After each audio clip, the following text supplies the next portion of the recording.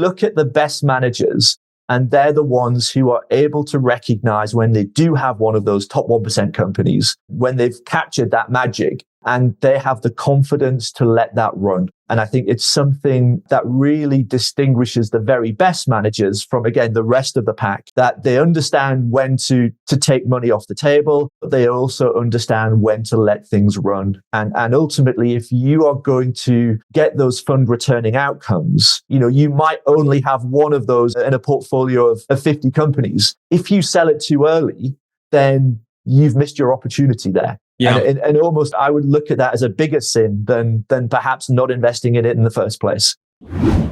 This Week in Startups is brought to you by Gusto is easy online payroll, benefits, and HR built for modern small businesses. Get 3 months free when you run your first payroll at gusto.com/twist.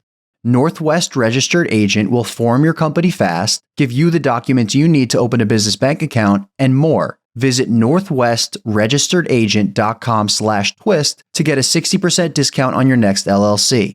And Uizard. Struggling to transform innovative ideas into concrete product designs? Uizard can help you turn your visions into polished UI designs in a fraction of the time while enhancing collaboration across your entire team. Get 25% off Uizard Pro for an entire year at uizard.io/twist. That's uizard.io/twist. All right, everybody, welcome back to the podcast. We got a great episode for you today because we have with us today somebody who's been investing in venture funds for 3 decades. His name is David Clark. He is the Chief Investment Officer at VenCap. They're a UK-based fund of funds and investment advisor. If you're deep in the industry, you probably remember David went viral on Twitter, now X, when he broke down returns from 32 years of investments at VenCap. This was obviously to somebody like myself, who is a student of the game of capital allocation and trying to get better at what I do every day. Just absolutely the content I'm here for. And so, David, welcome to the show. Thanks a lot, Jason. I've been listening a lot to the podcasts that you put out and super excited to finally be on one. Thank you. Well, as you can tell from my voice, I do a lot of podcasts, and today I've got my raspy voice, so I'm kind of like Bob Dylan in the later decades here. I just want to get started recapping the tweet storm and your firm, VenCap, just so I make sure I level set with the audience. Founded in 1987, you've made around 500 fund investments. So you have a certain number of managers, and you obviously invest in them across many funds. Yep. Yep, correct. And just to be clear, we probably started with a very generalist approach to venture. So over time, we've backed something like 110 different managers. Over the last 10 to 15 years, we've really concentrated those down into sort of 12 to 15 groups. And it's those 12 to 15 groups that we've been active with for the last decade or so. Yeah. And concentrating in on those managers, you do that. Why? Because I've heard some people say, hey, you need to have a certain number of managers in order to, hit certain goals. Is the goal here to hit the beta plus chance of alpha, or just really go for that alpha across venture capital? Yeah, I think the whole conversation around alpha versus beta in venture is an interesting one, because I think the beta in venture is, if you look at that as the median return, the average median return using the Cambridge data is about 10% IRR. And so nobody is in venture for the beta. You're only in it for the alpha. And for me, the alpha actually means the upper quartile return. But it's because of the power law nature of venture. What we found is that actually the upper quartile is very similar to the actual pooled return for venture overall. So again, if you look at the average upper quartile boundary from the Cambridge data since 2000 or so, it's about 18%. And so what we try and do is to hit that upper quartile as often as we can and get as many funds that we invest in really over that upper quartile boundary. The challenge in venture is that it's really hard. And you know this, Jason, you've been doing this for a long time. And I think people who have come into the industry more recently have been perhaps a little less aware of that, because the market's been going up and there's been a strong tailwind and everybody's been doing really well. But I think the next couple of years are going to be really challenging in the venture industry. And so the reason we concentrated down is when we looked across all the 110 managers we backed, we found the majority of those managers were only generating a median return. And there was only a handful of managers that were actually able to consistently produce upper quartile funds. And we can go into how they do that and why they do that and what the power law dynamic looks like, but happy to take that wherever it makes sense. Yeah. I mean, let's go right to that. What distinguishes people who have not just longevity?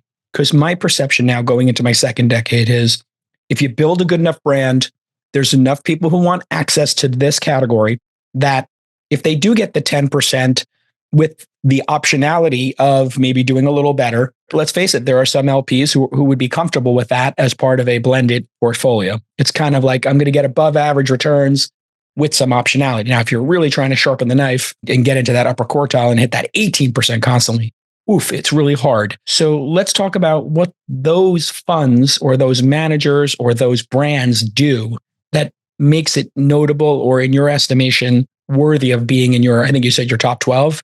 Yeah. Let me tell you what they don't do, first of all. What they don't do is really have any lower loss ratio than the rest of the market. So this is not about minimizing your losses. So when we look across all our portfolios for an early stage fund, somewhere between 50 to 60% of deals don't return capital. And obviously it varies a little bit by vintage year. In the most challenging vintage years, that can be up at 70. In the best vintage years, it can be just below 50, but it's average in that sort of 50 to 60 mark. And even the best managers are kind of consistently around there. So venture's not about minimizing risk. This is not private equity. If we were having a conversation about private equity, we'd be having a very different conversation. Venture, as we know, is a power law industry. And so the power law really applies to what percent of companies ultimately generate the bulk of the value for the industry. And when we look at the exit data, what we found is that it's about 30 exits a year that ultimately account for more than half of the total exit value produced by all venture-backed companies globally. So we're talking the top 1%, top 1% of exits. And as a percentage of the total number of companies backed, it's probably going to be smaller than that because obviously, we know a lot of companies ultimately don't exit. So, we're talking about how do you consistently get access to those top 30 companies each year that drive the bulk of the performance that comes through to the venture industry. And what we found when we look at who are the investors in there is that there's a relatively concentrated group of managers who can consistently do that. And it's no surprise who they are. It's Saxel, it's Sequoia, it's Andreessen Horowitz, it's Kleiner Perkins. It's the managers that most people would be able to name. If you ask them, who would you say are the best performing managers, the franchise names out there? And so, when we look at the data, it's very clear to us. If we want to consistently capture that upper quartile return, the best way for us to do it, and I'm not saying this works for everyone, other people, will have different strengths and different approaches to the market. But certainly for us, the best way to do it is to try and optimize for those managers that are consistently able to back the top 1% companies. And we've been doing it for 15 years and it works. Okay. So for your terrific 12, I'm going to call your fund managers who are made it to that elite status. Deck? The terrific 12 is yours. Yeah. It's one of my things, branding, or just conciseness. So in that terrific 12, what you've learned is they have the same amount of losses. They strike out, they miss their shots, just like anybody else. 6 of 10 startups return 0. Big donut, they flame out. Not 0. Don't return capital. Don't return capital. About half of those probably end up at a 0. Okay. So they don't return capital, but it's really about the very small number of outlier exits. So when you look back, you've had how many companies across the history of the fund? And then how many companies, I think you actually did a chart here, which we could pull up. How many companies would fall into that power law designation? Yeah, so the data that we used has just under 12,000 companies. Wow. And 113 of them are fund returners. So just over 1%. So again, let's define fund returner for the audience. Yeah. Yeah. So a fund returner is a single company investment in a fund that returns the entire committed capital of that particular fund. So if you were typically an early stage fund might invest in 30, 40, 50 companies. So it's one company that returns the entire capital of that fund. And very often that company will do it multiple times over. So it doesn't just return 1x the fund, it can return 5, 10, 15x the fund. And so it's optimizing for those types of companies. And there's a few things that also kind of play into that relationship. It's what's the size of the exit, it's what's the size of the fund that's backed it, and it's how much does that fund own of that company at the time of exit. And those three things have to be in balance in order to get the fund returning outcomes we're looking for. Listen, I know myself as a founder, there are things that I love doing. I love building products. I love hiring people. And there are things I hate, payroll, HR. So I use Gusto. Gusto is the best. Gusto's payroll and HR services make running a small business much easier because it was specifically designed for you, the small business owner. And payroll is something you definitely do not want to mess up. Oh, and I know it. Gusto will automatically calculate your paychecks, do your payroll taxes, set up open enrollment, and that's not all. Gusto also handles onboarding, health insurance, the 401k, time tracking, commuter benefits. Hey, people going back to work, offer letters, you want to get those right, and they even give you access to their HR experts. Gusto will let you focus on the most important stuff in your business, like getting product market fit or bear hugging your customers and making sure they're happy. It's super easy to set up and get started. And if you're moving from another provider, Gusto can transfer all your data for you. Easy peasy, lemon squeezy, folks. So here's the best part. Because you're a Twist listener, you get 3 months free. Yes, that's right. Not 1, not 2. 3 free months. All you have to do is go to gusto.com/twist, gusto.com/twist. You must go to Gusto. Again, that's gusto.com/twist. And so when we look at this chart, we see the 53% return under what was invested in them. Get 27% that will return the money invested in them, or maybe up to 3x. But as you said, a fund might have 30 companies in it, which means each company represents 3% of the capital or so, if you're just doing back of the envelope math. And so these are truly meaningless in terms of venture capital. So you have a full 80% here. Almost, exactly 80.3% that are just not moving the needle for that fund. Yeah, exactly. And then everything 3x, 5x, 10x, 10x plus, or fund returners. That's where you start to see the returns and why venture is so special, which then leads me to believe that there are factors that determine these outcomes. And I just want to run them by you. These would be theories, because you do need to make a decision as an LP when you bet on GPs, and as a GP when you're betting on companies, to have what we would call a portfolio strategy. Yeah. Each fund has to have a portfolio strategy.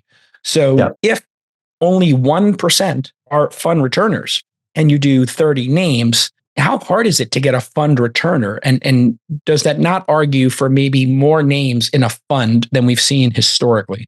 So maybe you could argue on one extreme, spray and pray, on the other, concentration, and how you think about in a portfolio construction, what's the right number of names? And when people hear me say the number of names in a portfolio, you might hear other people say logos. It means the names are the logos of the startups. Yeah, I think it very much depends on the stage at which you're investing. So if you're a pre-seed fund, then because the loss ratio looks different and the attrition rate is different, you need more names. And it also means you can afford to have more names, because the delta between your entry value and the exit value is so much larger that it's easier in a way to get that fund returner if you do have one company that ultimately takes off and is incredibly successful. As you start to get later as an investing fund, then you do need to be more concentrated in your portfolio, because ultimately the multiple you will get on any individual deal will begin to come down. And so what we've tended to find for early stage funds, and we would classify early stage funds as kind of Series A and maybe sort of early Bs. For those early stage funds, a portfolio of around 30-ish names is about the right size. And you're looking at, maybe sort of ideally probably 10 to 15% ownerships at the time of exit, which means that, most of those early stage funds that we would be backing would today be somewhere in the region of 400 to, let's call it $800 million. And so this is where the fund size versus exit size versus ownership relationship is really important. Because if you have a manager that's only ever been able to return $500 million in a single deal and is raising $1 billion fund, then the confidence level that they're going to be able to produce a fund returning outcome is very different to a manager that's raising a $500 million fund and has had multiple $1 billion single company returners. So I think it's being able to sort of handicap the ability of the manager to deliver those fund returning outcomes. And what is it that you have to believe in order to get comfortable that they can continue to do that going forward? Yeah. And so when you are investing in that Series A to Series B, $50 million to $200 million valuations in 2024 terms, I think we would both agree, in order to get that 10% ownership, which is kind of a goal, right? Maybe even 15% if you're able to do it, to get that 10 to 15 in a company that has a $50 million post or $100 or $200 million post, you're going to have to write, somewhere between a $5 and a $20 million check. If you're doing 30 of those, you can just times, 30 times 10 or 10 million, or 30 times 15 million might be even a more reasonable number. Plus, and you get to plus 450. a little bit of follow-ons as well. So you want to reserve capital for, for your best companies to do the next round, maybe. Yeah. And I don't know if you saw the Brian Singerman episode we just had recently from Founders Fund, or are you an LP in Founders Fund by chance? Are they in the Terrific 12 yet? We don't publicly disclose who we're great. investors with. Yeah. Totally fine. So the Terrific 12 remain anonymous, as is Dave's want. So Brian Singerman was on, reserving 15%, 20% of the fund to put into one name. They did it with Palantir, Airbnb, SpaceX. The rest is history. So what do you think the right number is? And what do you, for the reserves, if you had to put a percentage range on it? And then what do you think of this really aggro strategy of the one? Yeah, let's take that one first, because I think it's a super ballsy strategy to do that. Oh, yes, it is. And I think credit to the guys at Founders Fund is that they've proven that they can do it successfully. As an LP, I'm happy with some of my funds doing that, but I also feel I need to sleep at night. And if I had an entire portfolio that consisted of Founders Fund type bets, then I think that would be incredibly aggressive.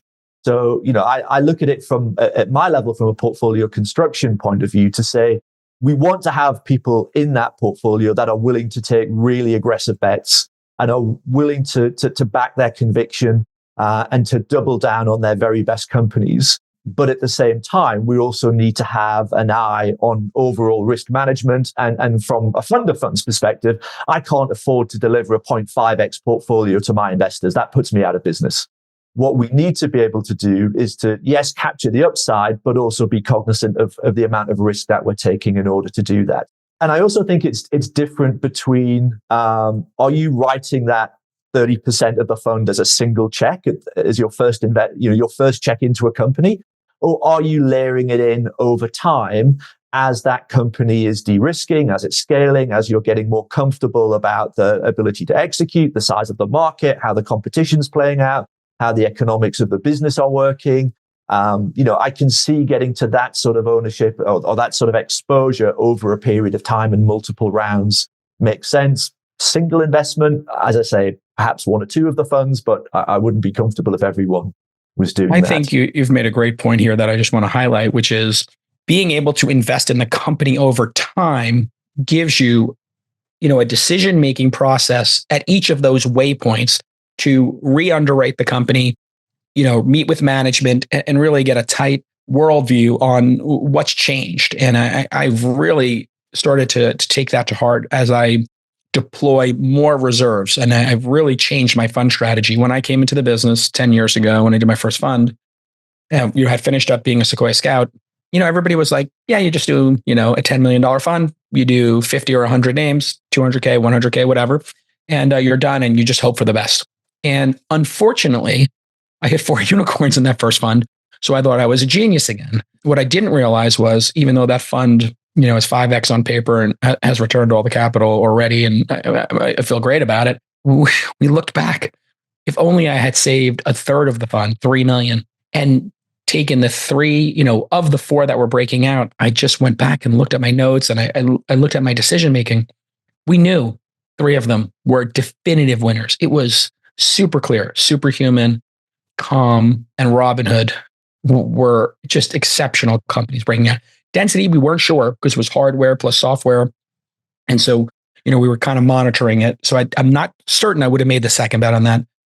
And then if I just made one or two of those bets, 15x fund, 20x fund. So I guess my question from all of that is, when you look at the seed space, are any of the terrific 12s in seed? And then how do you view seed managers specifically, people who've chosen to be at the well? I always use the analogy that we were on the orchard. We pick the apples, we put them in bushels, and then we bring the bushels to the market. And then that's the Series A. So, we run an orchard and we bring 100 every year, 100 of those apples to the market, and we see who picks up on them. So talk to me about how you perceive seed. We went over the classic Series A fund. Now let's do the classic seed fund. Is there one in the terrific 12? If so, how do you evaluate them? Yeah, so we don't have any standalone seed managers in that core manager group. However, some of those core managers will run multiple strategies, one of which will be a seed strategy. So there are seed specific funds within so those 12 managers probably give us 40 or so funds across a cycle. So they're doing, seed, early growth. There may be some sector specific funds. There'll be some non-US funds. So there'll be India, there'll be China, there'll be Europe.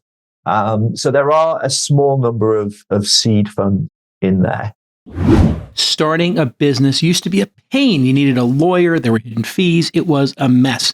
Now with Northwest Registered Agent, it only takes 10 clicks and 10 minutes.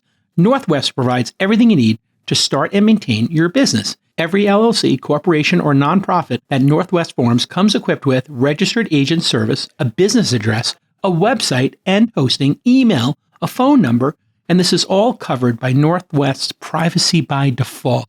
Again, your full business identity will be live in 10 minutes and in 10 clicks.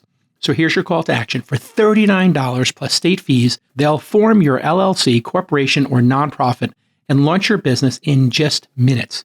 Visit northwestregisteredagent.com/twist today. That's northwestregisteredagent.com/twist today. The challenge we have when we are looking at seed managers in particular is that we just feel our ability to pick those managers is essentially zero. We can't separate the signal from the noise. And I'd be interested to see how successful other LPs are over the course of the entire cycle in doing that. And that's not because we haven't tried. So I mentioned we backed something like 110 different managers. A number of those would be classed as seed managers if they were operating in that space today. And it just hasn't been successful for us. And so rather than trying to do something we're not good at and hope we get lucky, what we have decided to do is really concentrate on where we think we have a competitive advantage and where we know that we are playing in a market where if you are able to access those very best managers, then you're going to get that consistency of performance and consistency of hitting that upper quartile performance vintage after vintage after vintage. So it's interesting. So I've had quite a few conversations with LPs who are much more active in the seed space than we are. And I know you had Michael Kim on one of your podcasts. Yeah. The guys at Sendana have done a great job in pulling those portfolios together. The question I would want to ask someone like Michael is, what does that look like over the entire cycle? Because I think we would certainly expect seed managers to outperform as the market in the last years of a bear market, of a bull market rather. So if you were looking at that sort of 17 to 21 period, there's no question in our minds that seed managers would outperform during that period. And the reason they would outperform is because the Series B and C was so competitive and people were overpaying. Yeah, exactly. So they were getting markups on their seed deals very quickly. The markups were very aggressive. And in some instances, if they were able to sell some into those later stage rounds, then they're putting real points on the board and getting DPI back to their investors, which is incredibly important. It does feel like things have changed, probably since the end of 21, beginning of 2022. where I think it's getting a lot harder to make that transition from a Series C to Series A. Pricing has come down. Terms are becoming much more onerous. And going back to your earlier point, if you haven't reserved, then you could be in a difficult position, particularly if one of your companies stumbles a little bit and has to raise capital where the terms are a little bit more onerous. And, we've been in this long enough to remember pay-to-play rounds, remembering recaps. It feels as if more of those are likely to be coming through over the next 12 to 18 months. And so I think one of the things I'd be interested to see is how does the performance of those seed managers that looked really good back in the end of 21, how does that look in 2 or 3 years' time when they're having to revalue a lot of their markups? And particularly for those ones that haven't reserved and weren't able to get liquidity onto some of their positions when the market was much more positive. Yeah, this seems to be a leak in a lot of the early stage managers' games that they don't take advantage of the secondary opportunities as they're presented. And man, I'm looking back on it, we took advantage of a number of them very strategically. My only regret is that we didn't have a proactive unit doing it. And it's a little bit dicey because, being out there trying to sell your position in your startups can create a natural amount of tension between a founder and an angel investor or seed investor. So I think that's why many of them are reticent to say, I'm going to sell my shares, or just even 10% of them or 20% of them, because they haven't communicated that to the founders up front, their strategy. Yeah. I even think it's a harder decision when to sell in some instances than whether to invest in the first place. Because the other thing is you go back to the power law nature of venture, and Sequoia didn't become Sequoia by selling its best companies early. They did it with Apple, and John Valentine said, "We're not doing that again." You look at the best managers, and they're the ones who are able to recognize when they do have one of those top 1% companies, when they've captured that magic, and they have the confidence to let that run. And I think it's something that really distinguishes the very best managers from, again, the rest of the pack, that they understand when to take money off the table, but they also understand when to let things run. And ultimately, if you are going to get those fund returning outcomes, you might only have one of those in a portfolio of 50 companies. If you sell it too early, then you've missed your opportunity there. And almost that's I would look at that as a bigger sin than perhaps not investing in it in the first place. And we've seen a number of managers, I think, that have done that. And I think that's one of the things we sort of look at is are they really able to identify who are the key value drivers in their portfolio? Can they double down on them? And do they recognize, how to play the long game in terms of letting that value compound over multiple years? Have you seen a manager sell their position and then subsequently the company go to zero or crash and burn? In other words, they made like the great trade. This thing became FTX and they sold FTX, not to pick on Sam Bankman-Fried, now serving in a correctional facility.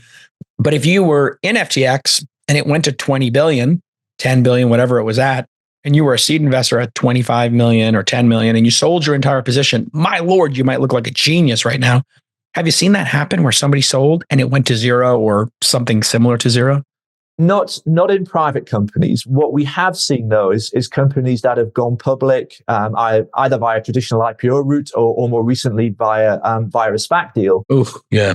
Where the VCs have been able to get liquidity shortly after lockups had expired, and 24 months later, that company is in a very different place. You look at the market caps of some of those companies that went public in the 19, 20, 21 vintage, and they're pretty low, and so that tends to be more of what we've seen rather than taking early liquidity in a private company and then that company going to zero.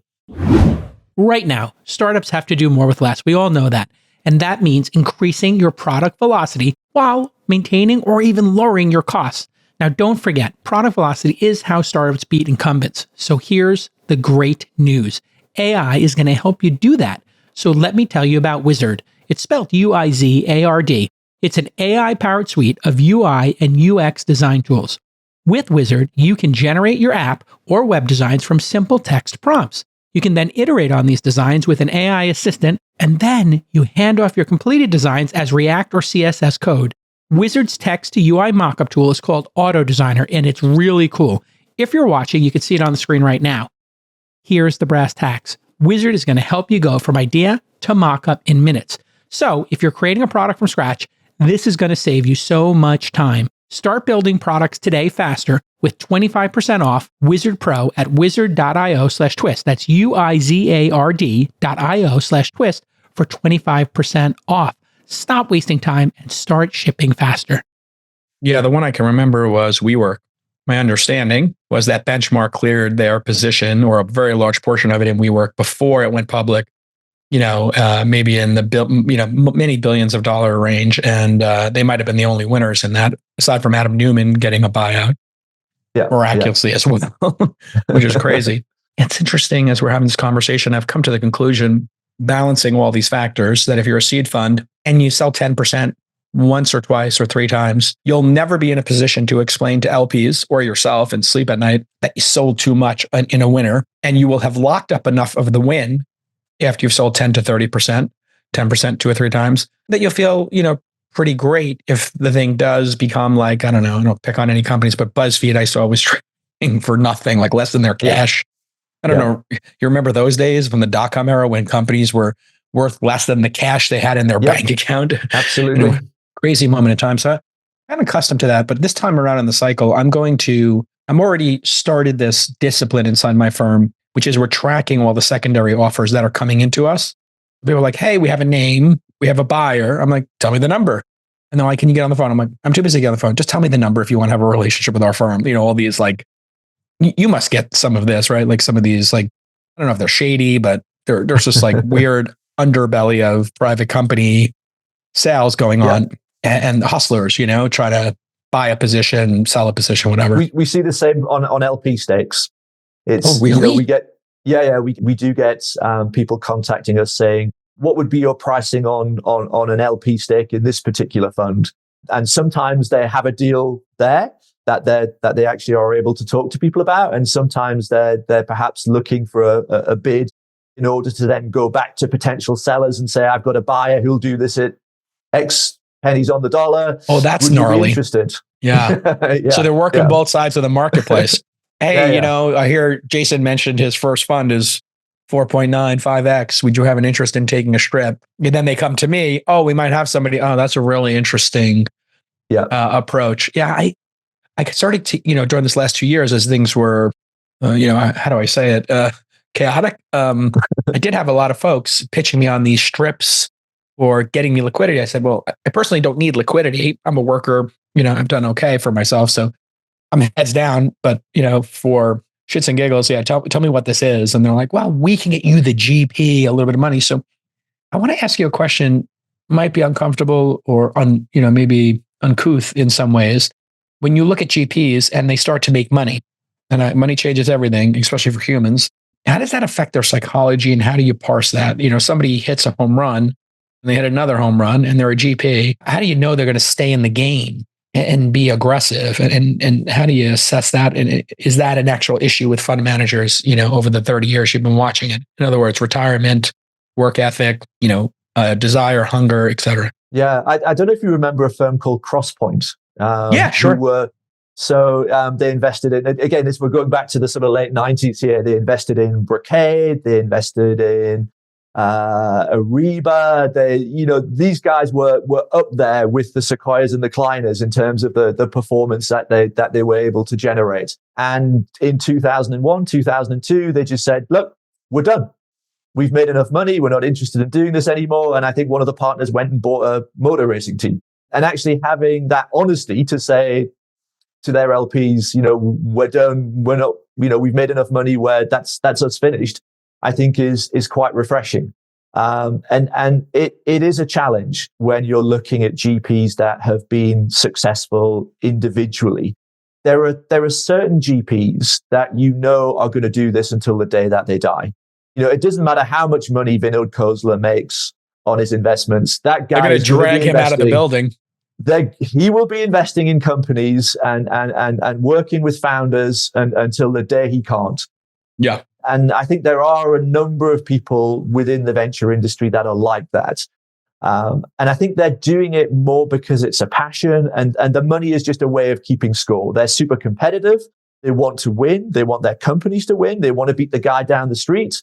And they'll keep doing this until they're not able to. And so I do think it's important that you do have a relationship with your GPs, so you get a better sense of what they're doing it for. But I also think as organizations, it's really important to continue to bring new blood into the partner group. And one of the things we've seen with good firms that have fallen away, it's happened because they haven't handled the succession properly. Because you get senior people who are still taking the bulk of the economics, their name might be on the door, but they're no longer doing the work. And they're not getting out of the way to allow that next generation to come through and to put their footprint on something. So if you look at the very best multi-generational firms, they've done a really good job in handling that succession and keeping the senior partners involved, but doing it in a way where it's much more in a mentoring capacity rather than still being the deal maker in that organization. So I think that's something that's really important for us to see. We want to see that new blood continuing to churn. And if we don't, it's a red flag. Yeah. Kleiner Perkins comes to mind as taking a couple of, I'm going to be generous, but taking a couple swings at bat to do their transition. And seems like they got it right with Mamoon, Ilya. They got some great folks over there now. Yeah, running some pretty good investments, but that one comes to mind. And then Sequoia getting it right, Roelof and Alfred after Doug, and Moritz after Don Valentine. They seem to having watched that one happen before my eyes, because Roelof was my friend who, I remember his first year there when he wrote the deal memo for YouTube, and just watching Moritz and Doug, sort of mentoring him and Alfred Lin, and they just learned the craft of it. But I was there recently, and Doug was there, and I was there. I was at the San Francisco office a year ago, and Moritz was there. So, this idea that people have transitioned, they seem to take a decade to transition at Sequoia, whereas in other firms, maybe they're just collecting these ginormous fees, which I guess is another interesting topic for us, the allure of more fees. And how do you think about that? One of the challenges I have is people don't give me straight feedback. When you're talking to an LP, they don't tell you what they don't like about your strategy or fund. So you and I have, luckily, I get to have you, in my circle here. And I ask you, hey, candidly, tell me what, really bang on this here. I want to be better at my game. Tell me where I suck. And, people were like, hey, in this market, should you get 25% carry with a ratchet up to 30? That's a blocker for some people. And I was like, oh yeah, I never considered that. And then I asked 5 people, and like 2 of them out of the 5 were like, yeah, that's our blocker. I'm like, why didn't you tell me? Like, nobody's telling me the truth here. Tell me the truth, And so how do you think about fees? How do you think about carry structure? Because now I also had another person who said, don't lower your fees, don't lower your carry, because it's a sign of how good you are that you can actually close funds with 25% carry and then ratcheting it up to 30. So, which I've now disclosed publicly here, was my carry structure. Which I thought was fair, given the seed round and my performance, but it is a blocker for some people. So you just basically, it's a non-starter that they would participate with you. How do you think about fees? How do you think about carry? 2 arguments I've heard. Keep your carry structure high. It's a signal that you're a quality hotel, that you have $1,000 a night room and you don't discount it, or listening to the market. Yeah, so I would say pretty much all of the managers we back are at that premium carry level, and they deserve it because of their performance. The way that we look at it ultimately is what are the net returns back to us, and if the net returns back to us stack up, then we're happy to pay the fees and the carry that you need to pay in order to access that performance. So I think you can get very fixated on paying premium carry for the wrong reasons. The challenge with premium carry is when it doesn't come with strong performance. So my preference would be to see a manager that said, we're starting at a 20% carry. It goes to 25% at, when we return this, it goes to 30% when we return that. Have your full catch up. but that means that interests are then aligned. If you do well, I do well. If I do well, you do well. I'm happy with that. The reality is, for the very best managers out there, they don't need to offer those terms to investors, so that they're not going to do it. Of the terrific 12, how many are premium carry? Ballpark. I would say all of them. There you go. So you like to stay in luxury hotels. The price is the price, and you get the experience you pay for. The bigger thing for me, though, is less around the fees and carry. It's more about fund size. And I think one of the challenges we've seen with the cohort of managers that we do back is like everybody else in the industry, they have scaled their fund sizes over the last 2 or 3 cycles. And now you start to, the challenge for us, it goes back to the equation we were talking about earlier, exit size versus ownership percentage versus fund size in order to get those fund returners. And so one of the things I'm hopeful for, and we are starting to see it a little bit, we've got 1 or 2 managers that are coming back with new funds in the market today, and they are right sizing their fund sizes to some extent. And so I would be, for me, it's less capital is better than more capital. We've seen that with companies, the whole issue around what SoftBank was doing. I grew up in the venture industry in the late 90s, where a lot of funds increased their assets under management pretty drastically, and it didn't work out. And so my default position is in venture, less capital is better than more capital. You need to have enough. You need to be able to do the math we were talking about, 30 shots on goal, be able to lead those A rounds. So there is a minimum size that works. But I also think there is a concern that if you get too big, you just become a capital allocator rather than a venture investor. And it goes back to what are the sort of returns your LPs are looking for. If you're then getting the big checks from the sovereign wealth funds, then they're probably happy with that median venture return. We need to do better than that. Not all LPs are looking for the same thing. Some would like to get the average because the average is better than other averages and they want access to this. And average, like as we started our conversation, average with a chance of alpha is a great concept for them. And you did see that with Andreessen Horowitz going to 10 billion plus under management, 20 billion assets under management. At least that was the perception here in the Valley. How that's turned out. I don't have their fund returns, and except maybe for the press, dunking on fund managers. They don't understand the J curve, which I don't know why, but you're not going to believe this, Dave, but somebody didn't understand. Somebody on the internet made a mistake, and I felt obligated to go fix that and correct it. But these journalists were all looking at like Andreessen Horowitz leaked data or something, and there was like misinformation about, well, this is year 3 or 4 of that fund. And I'm like, the fact that fund has any IRR, do you know what the J curve is? And just started asking these folks, if you're a journalist, you don't know what the J curve is. Listen, what we do is unique in the world. And so, and the J curve, did the J curve go away for a decade? Is that the problem in our industry? Yeah, it did. And it was interesting. Every 3 months, we do a review of all of our funds. We just did it yesterday. And what was really interesting was that when we were looking at the investments we've made in our current fund, which is Fund 16, 90% of those investments were below 1x. They were in the J curve. And that's the first time we've seen it for probably 6 or 7 years. The J curve prior to that had been compressed and in some instances had disappeared altogether. Whereas this time round, it's back. And while that might seem, counterintuitively for me, that's a positive because it means less money's coming into the industry. It's harder to raise capital. Only the best companies are going to be able to do that. So the level of competition for the best companies is going to go down. Their ability to be more capital efficient because they're being forced to do more with less is increasing. Their ability to recruit the best talent is increasing because that talent isn't as thinly spread. So the fact that we're seeing a J curve in years 1, 2, 3 of the investments we've made recently, I take as a positive. Yeah, constraint makes for great art, and deadlines make for great art. This is something I've learned in my career.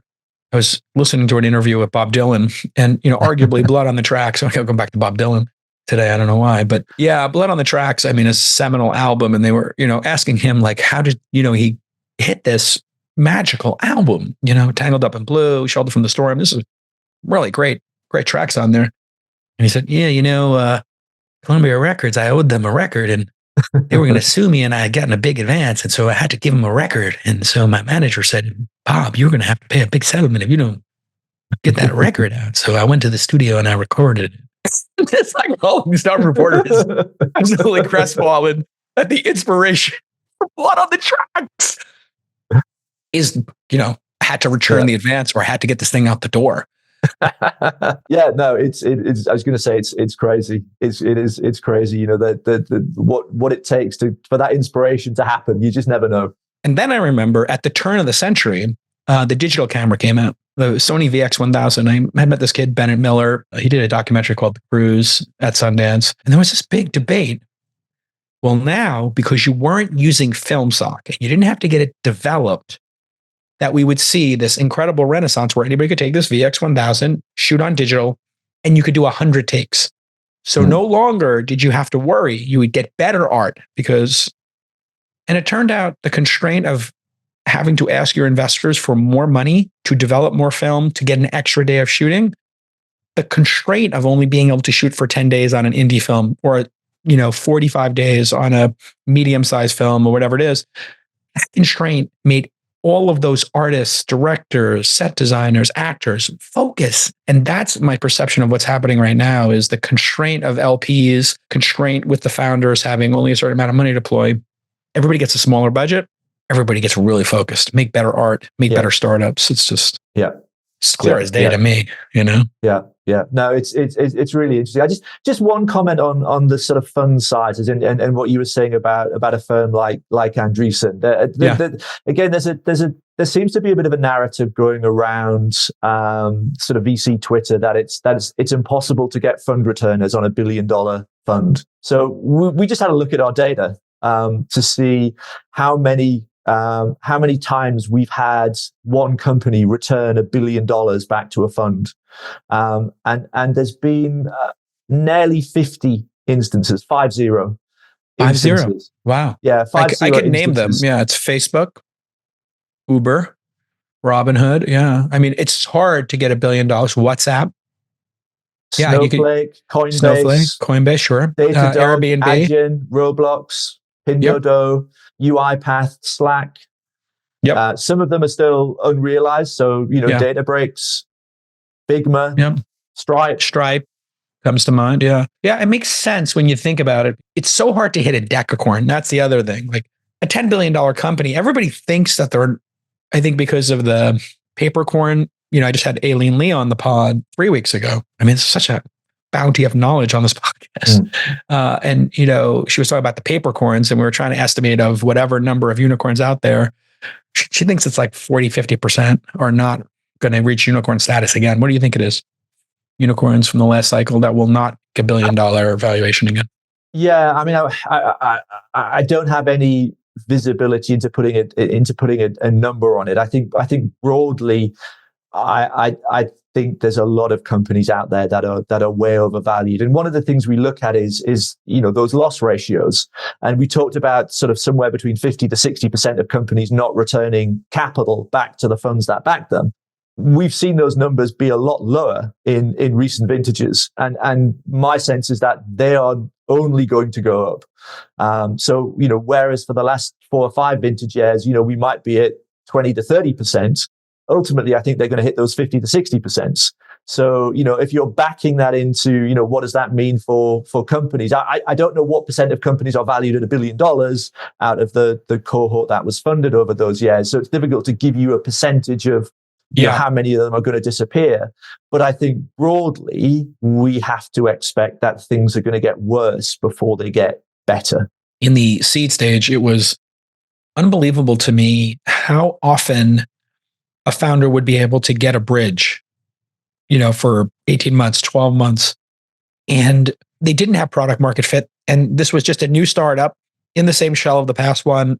It's basically a hard pivot or a soft pivot, but generally hard pivots. And then something happened last year where the founders themselves, and my belief is one I learned from Ruloff, which was I give up when the founder gives up, or the day after the founder gives up. That's when I decide to give in and accept the reality that the startup's a zero or whatever. We're doing acquihire, whatever it is, the shutdown. Yeah, we saw them all come in the last year, and we had to sit with the founders recognize the effort they put in for 2, 3, 4, 5, 6, 7 years, and that it was going to result in a zero. And I give them all a talk. I said, listen, this is like the greatest success that you tried. And all I ask in this failure is 2 things. One, we shut down properly so that you don't have tax issues and the employees and everything. So just let's do this properly, because I've seen this blow up in a bad way. So let's wrap up gracefully. And then number 2, can I be your first phone call when you have your next idea? It's the only 2 things I ask. And then let's have a dinner in 30 days or 60 days, and when you lick your wounds and feel good, and let's figure out what we learned and what you want to do next. And if you want a gig somewhere, I can help with that. If you need a vacation recommendation, I can tell you where to go skiing. And I just kind of like really focus on that moment, because man, having been there myself as an entrepreneur, it sucks. It really sucks to put the startup to bed. And I hate to say it, didn't trigger anybody, but it's like putting down a dog or something. That feeling of like, oh, it's imminent pain and suffering I'm going to have. But I find so many VCs and so many capital allocators don't own that moment. They just disappear from the board and they stop talking to the founder. And I just thought, well, if you're going to be there.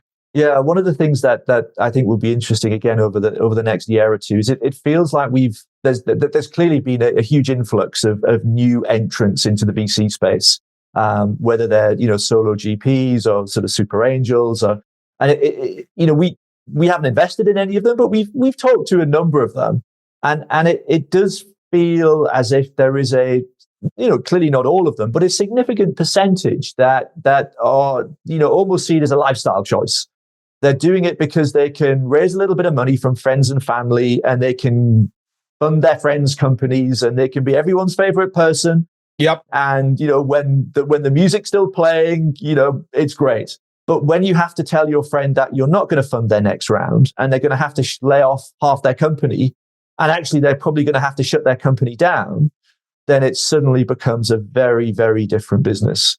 And so I think it'll be really interesting for us to see what happens to that group of investors that came in towards the top of the market thinking venture was an easy asset class, when you do start to have those really, really difficult conversations.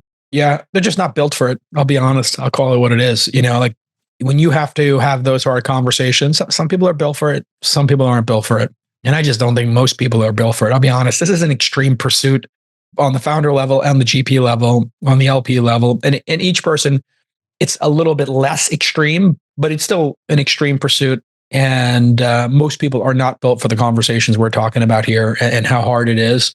And then I can tell you, if you do happen to be lucky enough to make it to your 3rd or 4th fund, guess what? Now you got a track record. Now you have every bet you've ever made, and people like yourself who love to dive into that data. And then you will face the reckoning. You gave an extra $50K to this company instead of giving it to a new company. Why? Oh, well, I wanted to support the founder. And this is something where I've changed my attitude 100%. I'm telling founders, the reserves are for the top 5% of performers. And then my team, because they have big hearts and they love these founders, I really think we should put something in. Hey, can we just put 50K in? Can we put 100K in? Yeah.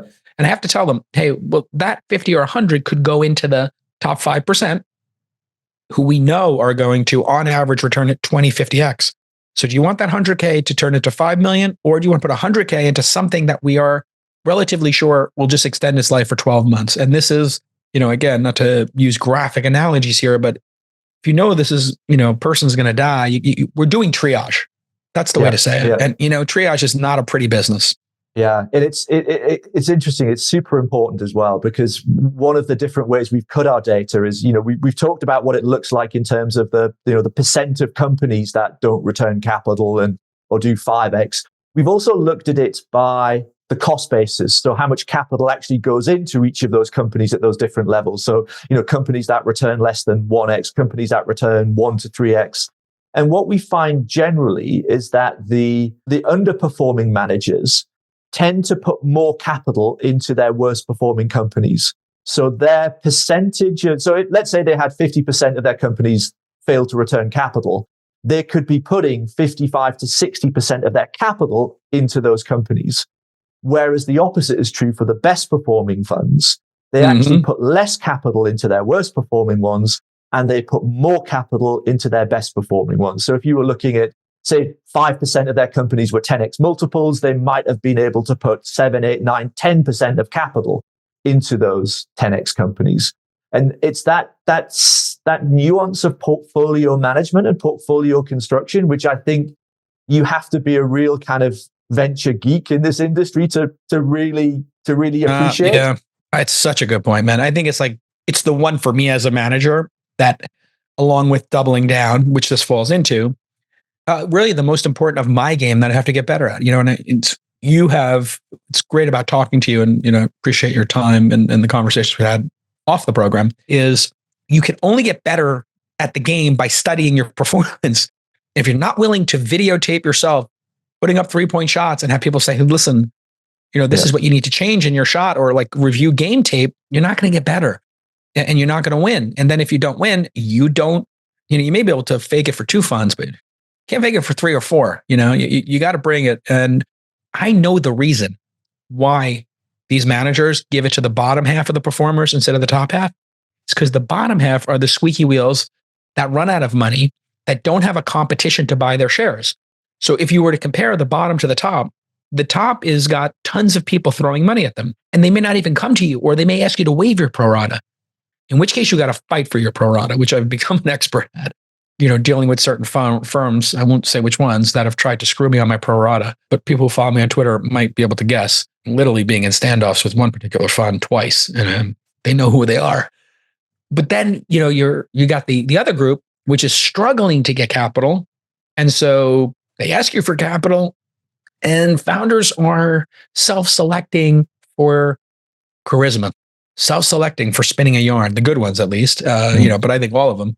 And so the bottom half that probably should be shutting their companies down, man, they're just so good at, hey, I need you, J. Cal.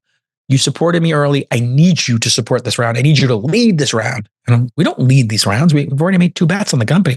I find having that conversation on the way in 2 or 3 times with the founder, how we do our follow-on investing, has helped us deliver the news, a little bit more crisply later on. Hey, remember when we told you we only have reserves for the top 5% of performers? Here's what that looks like right now. It looks like 4x revenue year over year. And what was your revenue growth? It doesn't help either that there are so many examples of really successful companies that have had those near-death experiences, that in the back of your mind as an investor, you're thinking, such a good point. Just one more round. Just one more round will get them over. And because every company that you invest in, you have high conviction on. Every founder you back, you believe is going to be super successful. Yeah. And so to actually flip the switch and say, it's time to call it a day, because for that founder, their most precious thing is their time. Yep. It's not the capital, it's their time, because they have a finite amount of that.